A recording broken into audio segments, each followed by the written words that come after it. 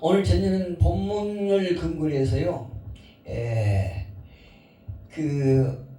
사사 운니엘을 나타내는 것도 중요하지만 그보다는 사사의 의미와 차이의 핵심을 두고 말씀을 증거하겠습니다. 우리가 잘 아시는 것처럼 사사기는 수훈한의 역사가 있습니다. 그리고 거기에는 제약의 수훈한까지 반복되는 점이 특징입니다. 그리고 죄와 더불어서 하나님의 구원과 은혜 또한 순환되고 있다는 것을 우리가 알 수 있습니다. 이것이 사사기 전체의 중요한 사이클입니다. 죄를 짓고 하나님의 심판이 이르고 또 그들이 하나님 앞에 부르짖음에 또 구원해 주시고 또 구원받고 또 죄악을 범하고 이 사이클이 계속 반복된다는 것을 알 수가 있어요. 특히 사사기는 그렇습니다. 그런데요, 우리가 한 가지 더 눈여겨볼 것은 특별히 첫 사사로 등장한 운니엘의 이야기인데 그 이야기는 별로 이렇게 묘사되지 않고 있다는 점을 우리가 알 수 있습니다.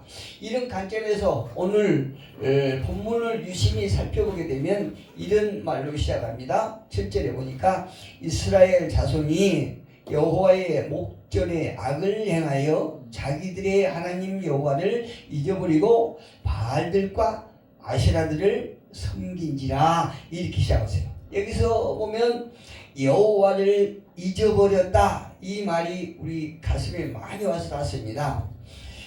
그들이 여호와를 잊어버리고 이렇게 말해요. 우리는요 세월이 지나가고 나이가 들수록 정신이 깜빡깜빡하는 것을 많이 경험합니다. 하루에도 몇 번씩요. 우리가 이제 자꾸 이제 정신이 없으니까 그 뭔가를 이렇게 가지고 가야 될 것을 문 앞에다 놓죠. 그런데 하도 정신이 없으니까 문 앞에 가서 그게 있으면 살짝 치워놓고 이렇게 가는 이 정도로 심하게 이렇게 우리가 정신을 이렇게 깜빡할 때가 있어요. 어쩔 때는 또 휴대폰을 손에 들고 내 휴대폰을 막 찾을 때가 있고요. 또 뭔가 찾으러 밖에 나가서 가만히 생각해 보니까 내가 뭘 가지러 온 줄은 몰라요. 그래서 내가 무엇을 가지러 왔더라 이렇게 한참 동안 우리가 이렇게 망설일 때가 있는데 이렇게 우리는 자꾸 이제 시간이 가고 또 나이가 한 살 한 살 더 먹을수록 정신이 깜빡깜빡한 걸 우리가 경험합니다. 이렇게 내 의지가 아닌 어떤 수동적으로 깜빡깜빡 잊어먹을 때가 있는데요. 그런데 오늘 본문에서 사용된 잊어버렸다라는 의미는 어쩌다 잃어버렸다는 것이 아니라 의도적으로 이게 매우 중요합니다. 7절에서 하나님 여호와를 잊어버렸다 하는 것은 그들이 의도적이었다는 거예요. 이게 굉장히 중요해요. 어쩌다 수동적으로 이렇게 잃어버린 게 아니고 그 사람들의 이스라엘 백성들이 의도적으로 여호와 하나님을 잊어버렸다 이런 의미가 있습니다. 그런데 이 잊어버렸다는 의미의 동사가요 2장 12절에도 보니까 나와 있어요. 애굽 땅에서 그들 인도하여 내신 그들의 조상들의 하나님 여호와를 잊어버리고 13절에도 보니까 곧 그들이 여호와를 버리고 바알과 아스타롯을 섬겼으며 이렇게 기록하고 있습니다. 2장 12절에도 그렇고 13절에도 그렇고 오늘 본문 7절에 나온 그 말씀하고 동일한 의미를 가진 단어가 계속 나오고 있어요. 이 단어가 어떤 의미로 쓰였는가 알아봤더니 바로 잃어버렸다고 하는 그 단어가 세카흐 이렇게 되어 있더라고요. 세카흐라고 되어 있는데 이것은 아주 이 의미가 능동적이라는 거예요. 능동적이고 의도적으로 하나님을 자기 삶 속에서 배제해버렸다는 거예요. 밀어내버렸다는 거예요. 자기 삶에서 밀어내버렸다는 표현이에요. 그렇다면 그만한 이유가 있겠지요. 원인이 있겠지요. 이스라엘 백성들이 하나님을 그러니까 애굽에서 인도해 내신 구원하신 해방시킨 여호와 하나님을 자신들의 삶의 중심에서 배제시키고 밀어내버린 이유가 있을 텐데요. 그 원인이 무엇일까? 이 자세히 이제 본문을 보니까 이스라엘 백성들은 이제 왜 그랬을까 생각해 보니까 7절 끝에 보면은 이렇게 나와 있어요. 여호와를 잊어버리고 바알들과 아세라들을 섬기자. 하나님을 자신들의 마음에서 버린 이유는 바로 다름 아닌 바알과 아세라들을 섬겼다 이렇게 말했어요. 그 이유가 여기가 있잖아요. 바알과 아세라를 섬기기 위해서 여호와 하나님을 버렸다는 거죠. 잊어버렸다는 거죠. 2장 13절에도 보니까 곧 그들이 여호와를 버리고 바알과 아스다롯을 섬겼으므로 바알과 아스다롯을 섬겼으므로 여호와를 버렸다 이렇게 나왔어요. 그런데 조금 우리가 좀 예민하게 성경을 이렇게 보면 이상한 것을 발견하게 됩니다. 그것이 뭐냐면 이 바알은 우리 잘 아시는 것처럼 주인 혹은 남편이라는 뜻이거든요. 또 아세라는 바다의 신이라는 의미가 있어요. 예. 또 한편으로는 어머니란 의미도 있습니다. 근데 놀랍게도 이들은 부부관계예요. 바알과 아세라는 부부관계거든요. 또 바알이 아스다롯을 부부로 삼았다는 거예요. 바알과 아세라도 부부로 삼고 그랬어요. 실제로 이 말씀의 의미를 제가 좀 자세히 알기 위해서 어떤 자료를 보니까 바알신은 아내인 아세라 말고도 바알의 부인이 아세라인데 이 아세라 말고도 아스다롯이나 또 아낫을 여인이나 아내로 취했다는 고대에서 신의 개념이었다는 것을 알 수 있었습니다. 제가 한마디로 얘기하면 이스라엘 백성들이 지금 혼합 종교에 빠진 것을 넘어서 이 신도 섬기고 저 신도 섬기고 요리 갔다 저리 갔다 이 신 저 신 막 섬겼다는 거예요. 아주 무질서하게. 그런데 문제는 무엇이냐? 이 무질서하게 섬긴 이방신을 섬긴 이 문제는 그 뿌리가 얼마나 집요하게 깊었는지요. 보니까 그 후로 먼 훗날 왕정시대의 이스라엘 역사 속에서도 성경에서 이스라엘 백성들의 죄악을 지적할 때마다 꼭 등장하는 신이 나오는데 그 신이 어떤 신이냐? 바알과 아스다롯 또 아세라 신들이었다는 것을 그들의 역사에서 알 수 있습니다. 그러니까 이들이 하나님을 섬기다가 또 때로는 하나님을 자기 삶의 중심에서 버리고 밀어내고 바알이나 아스다롯 혹은 아세라 이런 여러 가지를 심겼다는 것을 알 수가 있어요. 그 이스라엘 백성들의 죄악상을 얘기할 때 꼭 그 나오더라고요. 이것은 당시 이스라엘 백성들의 죄악상을 고발할 때뿐이 아니고 오늘날 현세적인 복과 풍요를 제공해주는 아주 매력적인 신일 수도 있다 이 말씀이에요. 오늘날에도 교회 안에서 이렇게 현세적인 복에 취하고 또 오직 풍요로움만 제공해주는 그 신을 예수로 보고 있다는 거죠. 예수를 우리의 구원자로 보기보다는 현세의 복, 풍요로움을 제공해주는 신 정도로만 생각하고 있는 교회 안에서의 믿음의 사람들이 있다는 얘기예요. 큰 문제예요. 그렇다면 이들은 왜 여호와를 고의적으로 버리고 이방신을 섬겼을까요? 그 이유는 간단합니다. 2장 1절과 2절에 한번 여러분 보십시오.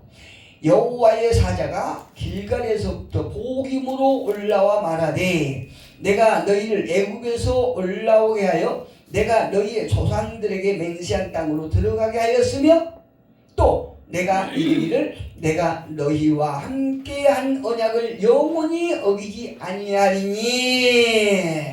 하나님께서 애굽에서 이스라엘 백성들을 구원해서 가나안 땅에 들어보낼 때에 그 족속들을 다 죽이라고 하는 거예요. 제거하라는 거예요.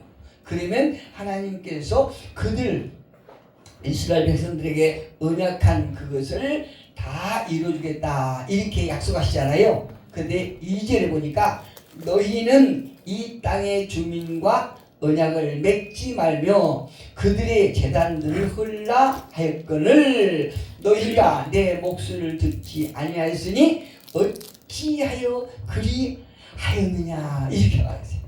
그러니까 이스라엘 백성들이 하나님의 도우심으로 승리를 했죠.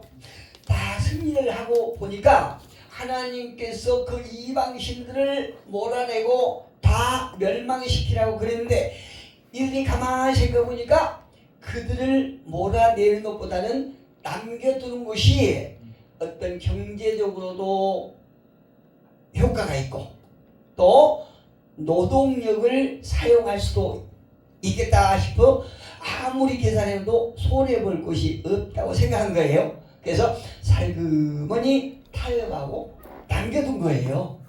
이스라엘 백성들이.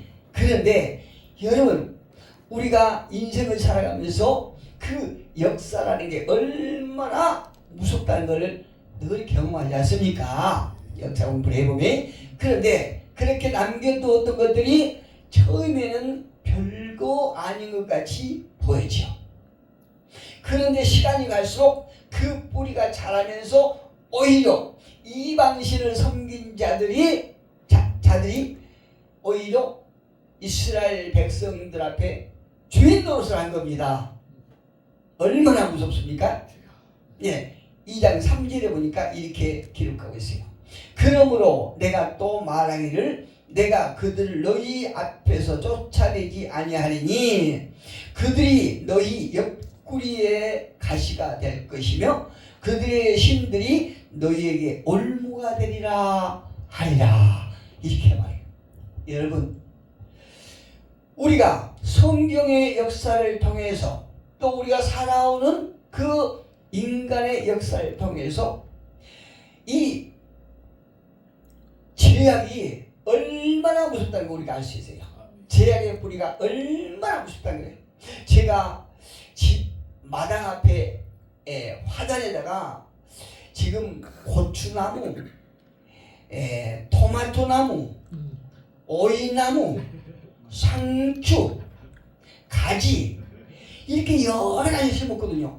그런데 제가 정성 들여서 흙을 갖다 붓고 힘들게 흙을 갖다 붓고 거기다가 거름을 하고 퇴비를 섞어서요. 아주 옥토에다가 그 많은 야채를 심었어요. 뭐 고추, 토마토, 오이, 가지 여러 가지 심었거든요. 그런데 이거 고추가 안 되는 거예요. 고추 열 때가 벌써 지났는데 안 되는 거예요.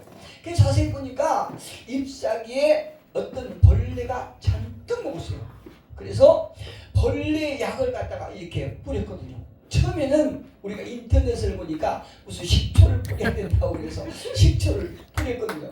그런데 식초를 뿌렸더니 시들시들하고 상추가 먹고 완전히 말라서 아주 없어졌어요.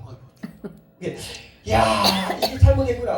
다시 모종을 사다가 또 심었어요. 또 심었는데 이거 고추가 열 때가 벌써 지났는데 열리지 않고 배슬배슬 말랐거든요. 보니까 그게 뿌리부터 문제가 있을 거예요. 상추도 그렇고 이 밑에서부터 벌레가 이렇게 먹어. 우리의 인생의 삶도 마찬가지예요. 우리 인생을 망치게 하고 멸망하게 하는 것들이 무엇이냐? 외부의 적보다는 내 안의 제약이 훨씬 더 문제라는 거예요. 내 속의 발, 내 속의 아스타론, 내 속의 아세라, 이런 것들이 우리가 하나님의 말씀으로 늘 제거하고 퇴치시키고 뿌리를 뽑아야 되는데 우리가 그렇지 않은 거예요. 때로는 내 속에 있는 이것이 밖으로 나오면서 아, 내가 이러이러한 제약이 내 속에 있구나, 이거를 우리가 경험할 때가 많지요. 예, 그러면서 때로는 대인 관계도 끊겨지고 어떤 경제적으로 많은 손해를 보고 남들에게 상처를 주고 이거를 경험하면서도 때로는 그거를 고치지 않을 때가 있어요. 저도 가만히 생각해보면 지난날이 참 아쉬운 거예요. 하나님께서 불쌍히 여기시고 무엇인가 어렵게 여기서 당신의 양들을 붙여줬는데 그 양을 관리해야 될 목자가 제대로 되지 않아서 그 양들을 그냥 말씀이라고 하는 몽둥이를 그냥 양들에게, 하나님의 양들에게 허리를 팍팍팍 쳤거든요. 이래서 하나님이 당신의 양들을 반대로 싹 빼돌립니다. 그런데 시간이 가면 갈수록 어렵고 힘든 과정을 통해서 내 속에 있는 쓴뿌리와 자갈, 가시, 이런 것들을 제가 깨달으면서 그거를 자꾸 제거하고 이랬는데요, 우리 본성이 약한지라 이거 쉽게 안 돼요. 쉽게 제거 안 돼요. 그런데 이 성경의 말씀을 통해서 우리에게 주신 교훈이 무엇이냐, 이 제약으로 인해서 우리가 스스로 내가 그거를 열매를 먹고 있다는 사실을 성경을 통해서 하나님은 우리에게 잘 보여주고 계십니다. 여러분, 현대 삶 속에서도 이런 현상이 있다 없다? 있다는 거예요. 처음에는 그냥 이런 것들을 때로는 문화라고 하는 그 영역으로 또는 예능이라고 하는 이름으로 처음 대할 때는 별거 아니게 이렇게 여기다가 시간이 지나면서 예를 들면 동성연애 같은 거, 이런 것들을 우리가 보고 또 보고 또 보고 하다 보니까 계속 보다 보면은 뭔가 궁금증이 있거든요. 이게 보고 또 보고 보고 또 보고 하다 보니까는 그것들이 익숙해지고 또 그거에 대한 판단이 흐려지더니 어느새 내 삶 속에 깊숙이 들어와서 이제 결국에는 통제가 불가능할 정도까지 거대한 세력으로 우리 마음속에 자리 잡고 있을 때가 많거든요. 우리는, 저와 여러분은 심령 속에 주님과 관계를 맺는 데 방해가 되는 사람과의 관계를 파괴한 것들이 내 속에 얼마나 있는가, 무엇인가, 이것을 잘 우리는 깨달아야 됩니다. 저는요, 저 개인으로는 요한복음 3장 16절을 참 좋아해요. 하나님이 세상을 이처럼 사랑하사 독생자를 주셨으니 그 독생자를 주신 이유는 우리의 멸망한 것을 원치 않기 때문에, 우리를 심판하기 위해서 독생자를 주신 것이 아니고 죄의 멸망에 있는 우리를 구원하시기 위해서 하나님께서 독생자를 주셨다고 말씀하세요. 여러분, 많은 사람들은요, 하나님이 이 세상을 사랑한다고 자꾸 계속 말씀하시지만 너희가 멸망하는 것을 내가 원치 않는다 그렇게 말씀을 하시지만은 사람들은 믿지 않기 때문에 이제 결국엔 하나님께서 당신의 독생자를 내주시면서 내가 이렇게 너희를 사랑한다 이렇게 표현하지 않습니까? 독생자를 통해서 하나님께서 죄인들을 얼마나 사랑하신 것을 우리가 알 수 있다는 얘기예요. 제가 자식을 키우다 보니까요, 어떨 때는 자식이 아프지 않아요. 아프면은 너무나 그 마음이 아파서, 야, 저 애가 아픈 거를 내가 대신 아프면 더 낫겠다, 이런 절실함이 있을 때가 있어요. 근데 하나님께서는요, 당신의 백성을 어떻게 했다고요? 오늘 본문 8절에 보니까 어떻게 했다고요? 8절에 이렇게 말씀하세요. 여호와께서 이스라엘에게 진노하사 그들을 메소포타미아 왕 구산 리사라임의 손에 파쳤으므로 당신의 사랑하는 백성을 그 악한 구산의 왕 리사라임에게 팔았다는 거예요. 그러니까 전쟁에서 그들에게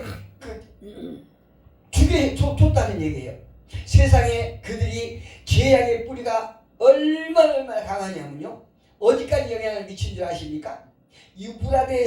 유프라데스와 디그리스 강의 문명 발상지인 메소포타미아에 있는 구산에 있는 아주 포악하기로 말로 할 수 없는, 이렇게 장난이 아닌 구산 리사라임 왕한테 팔아서 그들을 8년 동안 섬기게 했다고 성경은 기록하고 있어요.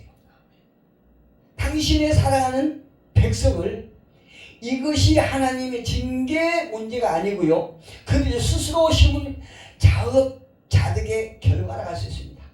스스로 뿌린 죄악의 씨앗을 열매를 거둔 것이라는 거예요. 아까 제가 저의 간증을 말씀드렸죠.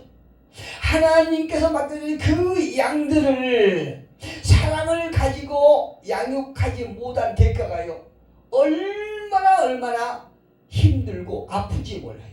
벌써 몇 년인데도 하나님께서 회복하지 않으십니다. 시간 있을 때마다 하나님께서 준비하신 영혼을 보내주세요, 간절히 기도합니다. 그런데 하나님께서 아직 너 안 됐다, 아직 너는 내 양을 맡을 그런 지도자가 아직 안 됐다, 이렇게 하신지 모르겠어요. 우리는요, 내 스스로 뿌린 그 죄악이 얼마나 무섭고 강한지 몰라요.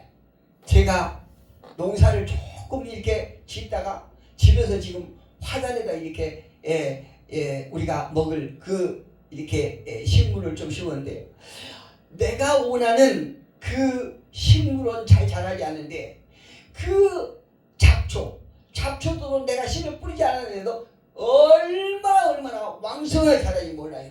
그렇게 뽑아도 또 나오고 계속 나오는 거예요.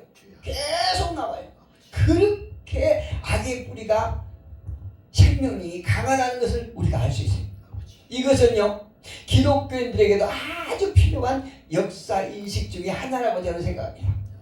자, 그런데 오늘 본문 9절에 보니까 비로소 오늘 본문에서 이제 사사를 소개하고 계십니다. 9절에 봅니다. 이스라엘 자손이 여호와께 부르짖음에 여호와께서 이스라엘 자손을 위하여 한 구원자를 세워 그들을 구원하게 하시니 그는 곧 갈렙의 아우 그나스의 아들 운니엘이라.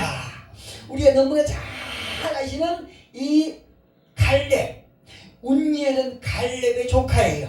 그러니까 갈렙의 동생 그나스의 아들이니까 갈렙의 조카거든요. 갈렙의 조카 운니엘을 소개합니다. 9절 유심히 한번 봐주세요. 근데 참 웃겨요. 내가 이 본문을 이렇게 준비하면서 내 속으로 웃었어요. 이런 낯이 두꺼운 놈들이 어디가 있나 보았어요. 왜 그러냐면 9절 같이 한번 봅니다. 이스라엘 자손이 여호와께 부르짖음에 여호와께서 이스라엘 자손을 위하여 한 구원자를 세워 그들을 구원하게 하시니, 이렇게 말씀하죠. 여러분 웃기다고 생각하십니까? 이스라엘 백성들이 지금 누구 섬기고 있습니까? 바알을 섬기잖아요. 아스타를 섬기잖아요. 그럼 자기들이 힘들 때 자기들이 섬기는 바알에게 구해야지요. 아스타를 향해서 부르짖어야죠. 그런데 왜 자기들이 자기들이 삶에서 죄버리는 여호와를 향해서 부르짖냐 이 말씀이에요. 참 웃기잖아요. 너무나 얌체 없고 낯짝이 아주 두꺼운 사람들이, 이스라엘 백성들이. 우리도 마찬가지예요. 우리도 별 볼일 없어요. 그럼 지네들이 섬기는 신에게 부르짖으니 왜 여호와를 향해서 부르짖나요? 여러분, 우리 스스로는요, 그분을 사랑할 수 있는 힘이 없어요. 우리 인간에는 그럴 만한 기운도 없습니다. 또 그분에게, 하나님께 우리가 스스로 돌아갈 수 있는 힘도 없는 존재가 인간이거든요. 우리는요, 세상을 살면서 10번 넘어졌다가 다시 일어나면서 깨닫는 것이 무엇인 줄 아십니까? 깨닫는 것이 나는 또 넘어지겠구나, 이걸 깨닫는 거예요. 이 사실만을 우리가 깨달을 수 있습니다. 그래서 우리에게 필요한 것은 돈입니까? 아니에요. 명예인가요? 권력인가요? 아니에요. 히브리서 12장 1절로 2절에 보니까 이렇게 말씀하세요. 이러므로 우리에게 구름같이 둘러싼 허다한 증인들이 있으니 모든 무거운 것과 얽매기 쉬운 죄를 벗어버리고 인내로서 우리 앞에 당할 경주를 하며 믿음의 주여 또 온전하게 하시는 이 예수를 바라보자. 할렐루야. 우리의 연약함을 채워주실 분은 오직 예수 그리스도밖에 없다는 거예요. 아멘. 저와 여러분이 잡고 있는 죄가 무엇입니까? 우리가 살아가면서 우리가 예수를 믿고 하나님의 백성으로서 살아가는 거룩한 사람들에게 얽매이고 쉬운 죄가 무엇이라고 생각하십니까? 내 자신의 내 인생을 잡고 있는 악한 어둠이 무엇이라고 생각하십니까? 우리가 명심하실 것은 하나님께서 먼저 우리를 먼저 찾아오시고 먼저 사랑하심이 없었다면 우리 스스로가 예수를 믿지 못했을 그런 존재일 뿐입니다. 여기 이스라엘 백성들이 바알과 아세라와 아스타롯을 섬기면서 여호와 하나님을 향하여 부르짖었다는 것은 하나님께서 인간을 창조하실 때에 그 인간 심령 속에 하나님 없이는 어떤 것도 대체할 수 없는 그것을 설계하시고 또 그렇게 우리를 빚어 놓으셨기 때문에 다른 신을 섬기면서도 절박한 상황 속에서 절망 속에서 멸망하기 직전에 여호와 하나님을 찾는 것이에요. 그래서 다 종교를 믿는 사람들도 물에 빠지면 하나님부터 살다고 그러지 않습니까? 지금까지 이스라엘 백성들은요, 현실적인 감성을 자극하는 데 만족을 주는 신들에 치에 있다가 고통과 절망을 넘어 멸망으로 치달을 때 자기도 모르게 여호와를 부르짖고 있는 것입니다. 히브리서 10장 38절에 보니까요, 나의 의인은 믿음으로 말미암아 살리라. 할렐루야. 이제 인간을 사랑하시는 여호와께서 보이시는 행동은 어떤 행동이십니까? 본문 9절에 같이 한번 읽어보겠습니다. 시작. 이스라엘 자손이 여호와께 부르짖음에 여호와께서 이스라엘 자손을 위하여 한 구원자를 세워 그들을 구원하게 하시니 그는 곧 갈렙의 아우 그나스의 아들 운니엘이라. 할렐루야. 우리가 보통 사사하면 재판관이죠. 통치자. 사사하면 재판관이나 통치자 이를 의미하지 않습니까? 그런데 8절에서는 하나님께서 구산 왕에게 당신의 백성을 팔고 그 포악한 라사다임 왕에게 파셨지만 그들이 하나님을 향해서 부르짖을 때에 그 부르짖음을 들으시고 이제 그들을 구원하기 시작하셨다는 거예요. 첫째로 여호와의 영이 운니엘에게 임하였고 두 번째로 그 손에 구산 라사다임을 넘겨주시고 그리고 세 번째로 승리하게 하셨다 이렇게 말씀하지 않습니까? 성경의 죄는 모양이라도 버리라고 말씀하고 있습니다. 그러나 우리는 너무나 연약하고 죄에 젖은 본성이 있기 때문에 우리는 우리 스스로가 그 죄를 버리기를 싫어합니다. 그러나 우리 스스로는 구원할 수 없습니다. 내 자신을 구원할 수 없습니다. 오직 성령님만이 우리를 붙잡아 주시고 순종할 수 있는 마음을 주실 때만 우리가 가능한 거예요. 이번 주에도 우리가 성령 하나님을 의지하고 성령 하나님의 의지에서 인도함을 받고 결국 승리하는 우리가 되기를 예수 이름으로 축복합니다.